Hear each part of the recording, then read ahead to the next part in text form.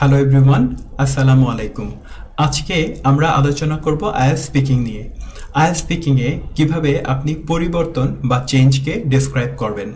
আর এটা বর্ণনার জন্য আমরা ইউজ টু ব্যবহার করব এবং অন্যান্য কিছু কম্পারেটিভ ব্যবহার করব। তবে আমরা আজকের লেসনটিতে একই স্ট্রাকচারের আদলে আমরা অসংখ্য বাক্য তৈরি করব। তাহলে প্রথম স্ট্রাকচারটা আমরা একটু দেখি যে স্পেসিফিক চেঞ্জ। তো আমরা সেন্টেন্স এক্সাম্পলে চলে যাই। এখানে বলা হয়েছে before I became a manager, আমি একজন ম্যানেজার হওয়ার আগে। তাহলে চেঞ্জটা কি এখানে স্পেসিফিক? বিকাম আ ম্যানেজার, একজন ম্যানেজার হওয়া, এটা হলো চেঞ্জ। তারপর বাক্যটা হলো পাস্ট হ্যাবিট, অতীত অভ্যাস। I use to work long hours, আমি দীর্ঘ সময় কাজ করতাম। ইউজ টু ব্যবহারের মানে হলো যে কোনো কাজ আগে করতাম, এখন আর করি না। তার মানে আগে আমি দীর্ঘ সময় কাজ করতাম।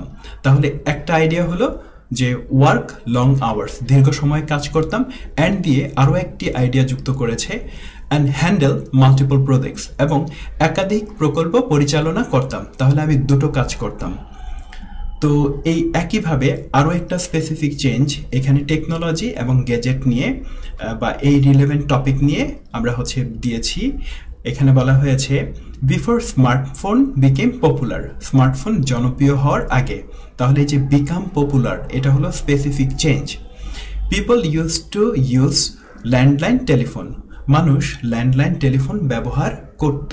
অ্যান্ড সেন্ড লেটার্স, এবং চিঠি পাঠাতো বাই মেল, ডাকযোগে। কিসের জন্য? ফর কমিউনিকেশন, কমিউনিকেশনের জন্য। তাহলে দ্বিতীয় বাক্যটাও কিন্তু প্রথম স্ট্রাকচার অনুযায়ী, মানে স্পেসিফিক চেঞ্জের পর পাস্ট হ্যাবিট দিয়ে আমরা তৈরি করেছি ইউজ টু ব্যবহার করে। এবার 3 নম্বর বাক্যে আমরা চলে যাব। Food and diet related topic নিয়ে আলোচনা করার সময়, যেমন এখানে আমরা বলছি before I adopted a vegan lifestyle, আমি একটি নিরামিষ জীবনধারা গ্রহণ করার আগে। তাহলে এখানে যে অ্যাডপ্ট আ ভিগান লাইফস্টাইল, এটা হলো পরিবর্তন। I use to it meet, আমি মাংস খেতাম। অ্যান্ড এনজয় ডেইরি প্রোডাক্টস, এবং দুগ্ধজাত পণ্য উপভোগ করতাম। তারপরে বাক্যটাতে আমরা চলে যাচ্ছি before moving to the city, শহরে যাওয়ার আগে। We use to live in a small village, আমরা একটি ছোট গ্রামে থাকতাম। And enjoy a quiet rural lifestyle, এবং একটি শান্ত গ্রামীণ জীবনধারা উপভোগ করতাম। তাহলে এখানে আমরা 4টা বাক্য কি করলাম? একই স্ট্রাকচারে করলাম। এবার আমরা পরবর্তী স্লাইডটিতে চলে যাব। এবার আমরা স্ট্রাকচারটিতে একটু পরিবর্তন এনেছি। এবার আমরা বলেছি স্পেসিফিক টাইম পিরিয়ড। তো বাক্যের শুরুতেই আমরা একটু দেখি কয়েকটা স্পেসিফিক টাইম পিরিয়ড। এখানে বলা হয়েছে ডিউরিং মাই কলেজ ইয়ার্স, আমার কলেজের বছরগুলোতে। এই টাইম পিরিয়ডটাকে একটু পরিবর্তন করে আমরা বলতে পারি ইন দ্য পাস্ট, অতীতে। তো এরকম প্রথমেই আমরা টাইম পিরিয়ড দিয়েছি এই বাক্যগুলোতে। তারপরে পাস্ট হ্যাবিট যেটাকে বলে ইউজ টু দিয়ে আমরা আমাদের অতীত অভ্যাসগুলো দিয়েছি। তাহলে প্রথম বাক্যটা হলো ডিউরিং মাই কলেজ ইয়ার্স, আমার কলেজের বছরগুলোতে। I use to visit historical sites, আমি ঐতিহাসিক স্থান পরিদর্শন করতাম।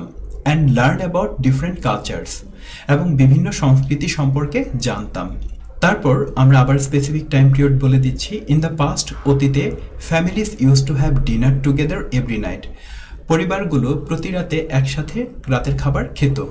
And share stories from there day, এবং তাদের দিনের গল্পগুলো শেয়ার করত। আচ্ছা, তারপর আমরা অর্থনৈতিক অবস্থা নিয়ে বলছি। আ ডেকেড অ্যাগো, 1 দশক আগে। The local economy use to rely heavily on manufacturing, স্থানীয় অর্থনীতি ব্যাপকভাবে উৎপাদনের উপর নির্ভর করত। And produce a large number of goods, এবং প্রচুর পরিমাণ পণ্য উৎপাদন করত। আচ্ছা, এবার আমরা আমাদের শখ বা ইন্টারেস্ট নিয়ে চেঞ্জ নিয়ে আলোচনা করব। স্পেসিফিক টাইম পিরিয়ড হলো when I was in school, অর্থাৎ আমার স্কুলে পড়ার সময়ে বা যখন আমি স্কুলে পড়তাম তখন। I use to play cricket, আমি ক্রিকেট খেলতাম উইথ মাই ক্লাসমেটস, আমার সহপাঠীদের সাথে। তাহলে আমরা স্ট্রাকচার 2 হলো প্রথম স্ট্রাকচার থেকে ভিন্ন, এটা দিয়ে কিন্তু আরও কিছু বাক্য তৈরি করলাম। এবার আমরা 3 নম্বর স্লাইডে চলে যাব। 3 নম্বর স্লাইডে আমরা একটু ভিন্ন স্ট্রাকচার দিয়েছি। স্ট্রাকচারটা আমরা একটা সাবজেক্ট ব্যবহার করব, তারপর ইউজ টু ব্যবহার করব, তারপর হচ্ছে ভার্বের গুচ্ছটা ব্যবহার করব, ভার্ব দিয়ে তারপর আবার হচ্ছে নাও শব্দটা ব্যবহার করে সাবজেক্ট এবং ভার্ব ফ্রেজ ব্যবহার করব। আর প্রতিটা বাক্য যেমন হচ্ছে ট্রাভেল এবং লেজার নিয়ে যে বাক্য এবং অন্যান্য বাক্যগুলো সবগুলো হচ্ছে একই স্ট্রাকচারে। এটার জন্য দেখা যাবে একটা স্ট্রাকচার আপনি শিখে গেলে এটা অনুযায়ী অসংখ্য বাক্য কিন্তু নিজে লিখতে পারবেন এবং এখান থেকে অনেক শব্দার্থ শিখতে পারবেন, যেটা স্পিকিংয়ে খুব কাজে লাগবে। তাহলে প্রথম বাক্যটা আমরা একটু শিখে ফেলি চেঞ্জ বর্ণনার জন্য। We use to stay in cheap places. আমরা সস্তা জায়গায় থাকতাম। when we traveled, যখন আমরা ভ্রমণ করতাম। but now, কিন্তু এখন we like staying in fancy hotels, এখন আমরা শৌখিন হোটেলে থাকতে পছন্দ করি। তাহলে আমরা কি করলাম, অতীত এবং বর্তমানের এই দুটো জিনিসের মধ্যে কিন্তু একটু তুলনা করলাম, কি ব্যবহার করে, ইউজ টু ব্যবহার করে। তার মানে আমরা কিন্তু তুলনা করতেও কিন্তু ইউজ টু ব্যবহার করতে পারবো। প্রত্যেক বাক্য দিয়ে কিন্তু আমরা অতীতের সাথে বর্তমানের তুলনা করব। যেমন এখানে বলেছি বিফোর, আগে, I use to work part time at a small cafe, আমি একটি ছোট ক্যাফেতে খণ্ডকালীন কাজ করতাম। বাট নাও, কিন্তু বর্তমানে, আই ওয়ার্ক ফুল টাইম, আমি পূর্ণকালীন কাজ করি বা ফুল টাইম কাজ করি অ্যাজ এ ম্যানেজার। আমার স্ট্যাটাসটাও পরিবর্তন হয়েছে যে ম্যানেজার হিসেবে ইন এ বিগ কোম্পানি, বড় কোম্পানিতে। তাহলে প্রথম পার্টের সাথে দ্বিতীয় পার্টের কিন্তু একটা কন্ট্রাস্ট আছে এখানে। তারপরে সোশ্যাল অ্যান্ড কালচারাল প্র্যাকটিসেস গুলো নিয়ে বাক্য যখন বলছি, my family use to have small parties at home for holidays, তাহলে এখানে আমার পরিবার ছুটির দিনেতে বাড়িতে ছোট পার্টি করত। অতীত নিয়ে আমরা বলছি। এবার বর্তমানে কি হয়েছে, বাট নাও, কিন্তু বর্তমানে উই হ্যাভ বিগ পার্টিস, আমরা হচ্ছে বড় বড় হচ্ছে পার্টি করি with lots of family and friends, তার মানে হচ্ছে পরিবার এবং বন্ধু বান্ধবদেরকে নিয়ে। এবার আমরা হেলথ অ্যান্ড ফিটনেস নিয়ে একটা বাক্য বলবো। বিফোর, আগে, I use to try trendy diets, আমি কি করতাম, খুব ফ্যাশনেবল যে খাবার আছে সেগুলো খেতাম। এখানে ট্রাই শব্দটার অর্থ চেষ্টা করা না, বরং খাবার খাওয়া। তো তার ট্রেন্ডি ডায়েটস কি হতে পারে, সে হয়তো বা বার্গার খেত, হয়তো বা পিৎজা খেত, বা হচ্ছে রিচ কোনো ফুড আইটেম খেত, এটাকে বলেছে trendy diet. But now I focus on, কিন্তু এখন আমি হচ্ছে ফোকাস করি, গুরুত্ব দিই বা মনোনিবেশ করি ইটিং হেলথি ফুড, স্বাস্থ্যকর খাওয়ার দিকে। উদ্দেশ্যটা কি, টু স্টে ফিট, ফিট হওয়ার জন্য। অতীতে কি করতাম, বর্তমানে কি করি। তার মানে এখানে কিন্তু প্রতিটা বাক্যে একটু ভেরিয়েশন আছে, আপনারা যদি চিন্তা করেন। প্রথমে হচ্ছে অতীত বলেছি, ওয়েন উই ট্রাভেল, যখন আমরা ভ্রমণ করেছিলাম, এখানে বিফোর বলা হয়েছে। তো আবার এখানে হলিডেজ এর কথা বলা হয়েছে, এখানে বিফোর বলা হয়েছে। আর পরের অংশগুলো দিয়ে আমরা কি করেছি, কন্ট্রাস্ট তুলে ধরেছি। আমরা আমাদের পরবর্তী স্লাইড অর্থাৎ 4 নম্বর স্লাইডে চলে যাব এখন।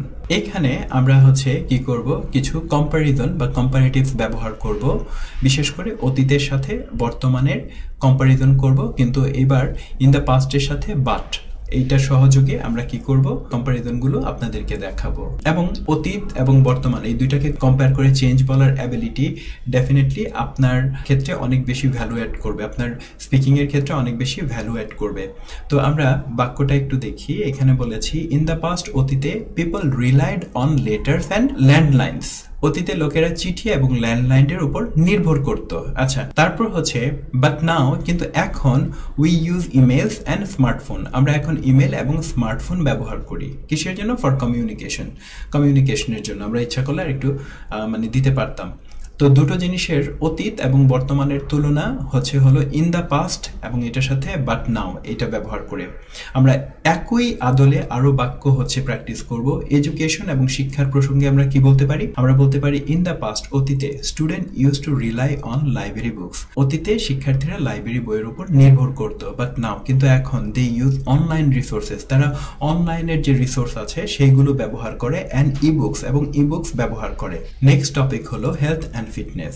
ইন দ্য পাস্ট, অতীতে, ইন্ডিভিজুয়ালস, ব্যক্তিগণ, use to rely on home remedies, তারা ঘরোয়া প্রতিকারের উপর নির্ভর করত, অ্যান্ড ট্রেডিশনাল মেডিসিন, এবং তারা ঐতিহ্যগত বা ঐতিহ্যবাহী ওষুধের উপর নির্ভর করত। বাট নাও, কিন্তু বর্তমানে, they use telemedicine and health apps, তারা এখন টেলিমেডিসিন বা স্বাস্থ্য অ্যাপ ব্যবহার করে। তার মানে অতীত এবং বর্তমান দুটোর কিন্তু তুলনা বোঝাচ্ছি একই ধরনের সেন্টেন্স স্ট্রাকচার, যা হচ্ছে আপনাদের জন্য করা অনেক সুবিধাজনক বা লেখাও আপনাদের জন্য অনেক সুবিধাজনক। তো আমরা আমাদের সর্বশেষ স্লাইডে চলে যাব। এবার পারিবারিক বিষয়াশয় নিয়ে হচ্ছে আমরা আলোচনা করব। এখানে বলেছে ইয়ার্স অ্যাগো, তাহলে বাক্য শুরু হওয়ার আগেই বলেছে ইয়ার্স অ্যাগো, যার অর্থ কয়েক বছর আগে। Families use to have dinner together, পরিবারগুলো একসাথে খাবার খেত এভরি নাইট, প্রতিদিন রাতে। বাট নাও, কিন্তু বর্তমানে busy schedule often make it difficult, যে হচ্ছে ব্যস্ত যে সময়সূচি এটা প্রায়ই কি করে ফেলে, কঠিন করে ফেলে to have regular family meals, একসাথে যে খাবার খাওয়ার ব্যাপারটি আছে সেটিকে কঠিন করে ফেলে। তারপর আমি হচ্ছে বলেছি ইয়ার্স অ্যাগোর মতো মিল রেখে প্রিভিয়াসলি মানে আগে বা পূর্বে, environmental conservation efforts were minimal, যে পরিবেশ সংরক্ষণের প্রচেষ্টা ছিল ন্যূনতম।